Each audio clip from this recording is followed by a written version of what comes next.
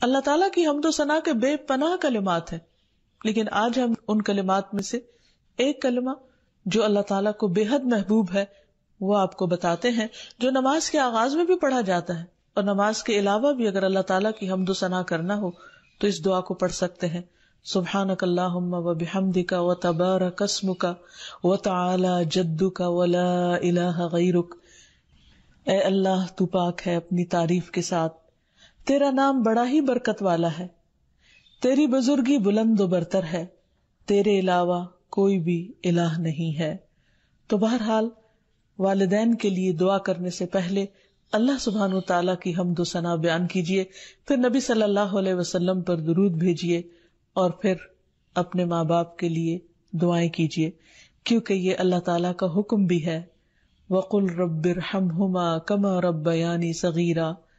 اور آپ کہہ دیجئے اے میرے رب ان دونوں پر رحم کیجیے، یعنی والد پر بھی اور والدہ پر بھی، جیسے انہوں نے مجھے چھوٹا سا پالا تھا، بچپن میں پالا تھا، جب میں نہ خود کھا سکتا تھا نہ پی سکتا تھا اور نہ خود اپنے آپ کو صاف کر سکتا تھا، تو انہوں نے دن رات بغیر کسی وقفے کے میری خدمت کی.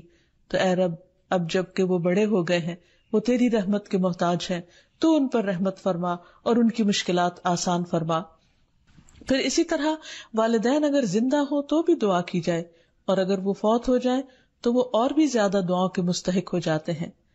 جب برزخ میں والدین کا درجہ بڑھا دیا جاتا ہے، یعنی بلند کیا جاتا ہے، تو وہ پوچھتے ہیں کہ ہمیں درجے کی یہ بلندی کیوں کر حاصل ہوئی؟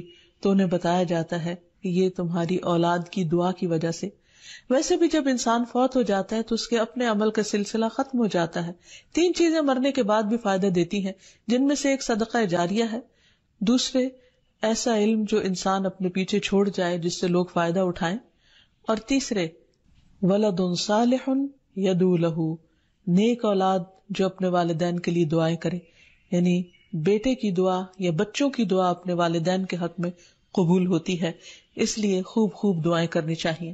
ہم دیکھتے ہیں کہ مختلف پیغمبر بھی اپنے رب سے اپنے والدین کے لیے دعائیں کرتے رہے ہیں، جن میں نوح علیہ السلام کی دعا ہے.